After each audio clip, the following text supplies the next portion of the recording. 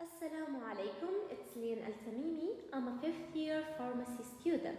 In today's presentation, I'm gonna talk about anti-proliferative macrolides used as a drug-eluting stent and the paper that I did briefly.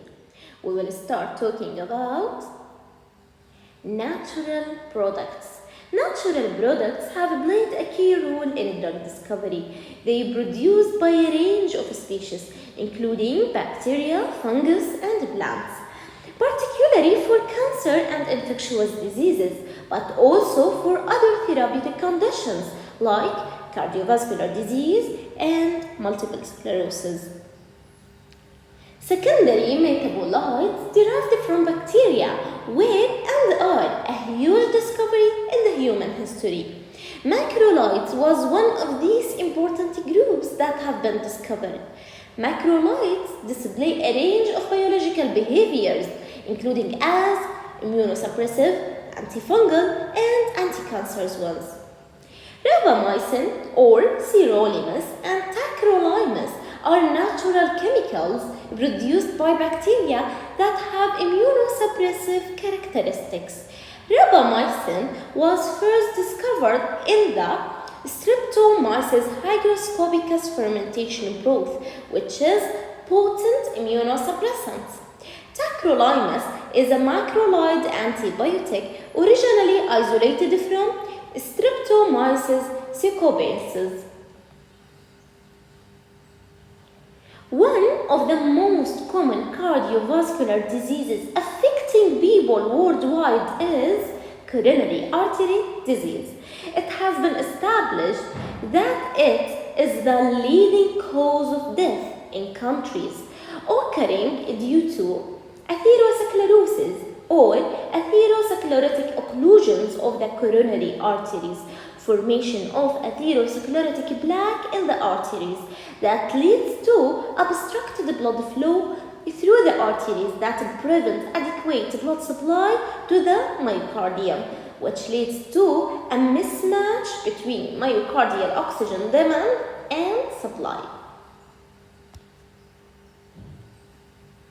Treatment of coronary artery disease include a treatment using angioplasty and stent placement, which is plaque removal using a catheter, balloon, or stent, or a treatment using recombinant fibroblast growth factor 2, or treatment using antiplatelet agents like aspirin and NSAIDs, and other therapeutic agents like beta blocker, nitrates, and calcium antagonists, and so on.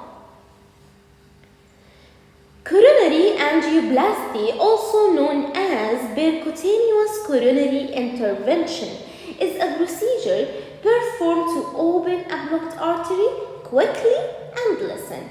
A tiny balloon must be temporarily inserted and inflated where the artery is blocked. Chest pain and shortness of breath are two signs of blocked arteries that are lessened by angioplasty. A tiny wire mesh tube or stent is permanently inserted to maintain the artery open in order to reduce the likelihood of arterial contraction occurring again. Drug-eluting stents and bare metal stents are the two types of stents most frequently utilized to maintain the artery open.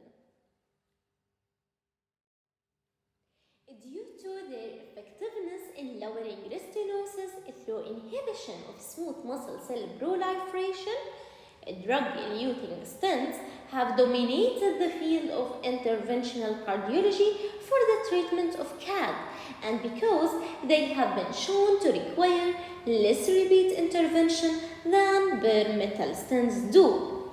Three major components of drug-eluting stents are the metallic platform, the drug carrier or the drug delivery vehicle, and the drug. Every element of the drug-eluting stent is important in the treatment of CAD. The following characteristics should be present in a perfect drug-eluting stent. First, a stent's backbone should have a sufficient radial strength and deliverability. While causing the minimal injury to the vascular wall, and minimal restenosis. The drug carrier should also have a perfect medication release that doesn't cause an inflammatory reaction. The first choice should be biodegradable and biocompatible biomaterials. Third, to prevent thrombosis, the medicine or a drug combination should effectively block smooth muscle cells and inflammation without destroying re-endothelialization. Zotarolimous eluting stents and everolimus eluting stents, two sirolimus analogues, probably have similar outcomes.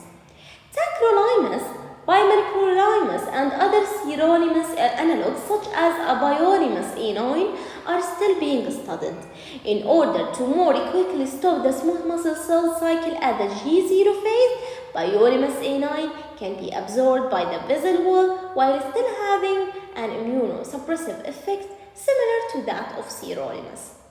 The reported paclitaxel analogues are few. Docetaxel, on the other hand, is a semi-synthetic analog of paclitaxel that is used to treat a non-small cell lung cancer, ovarian cancer, and breast cancer. Docetaxel has stronger anti-proliferative qualities than paclitaxel.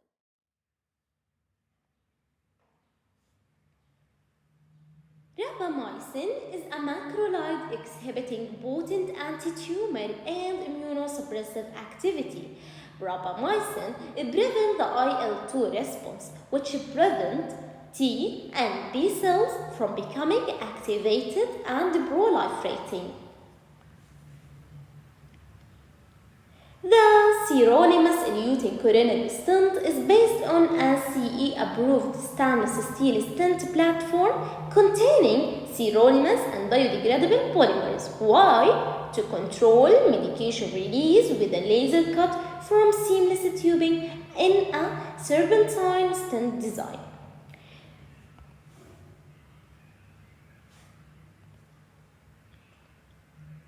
The base layer contains sirolimus blended in a biodegradable polymeric matrix, while the top polymeric layer contains no drug, which is provide a lubricant surface to the coated stent to improve navigation inside the artery.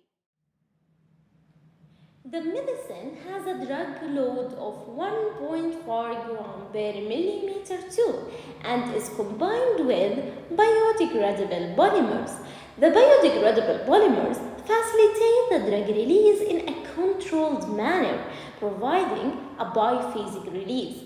Drug release is mainly governed by dissolution and diffusion of the drug from the polymeric matrix.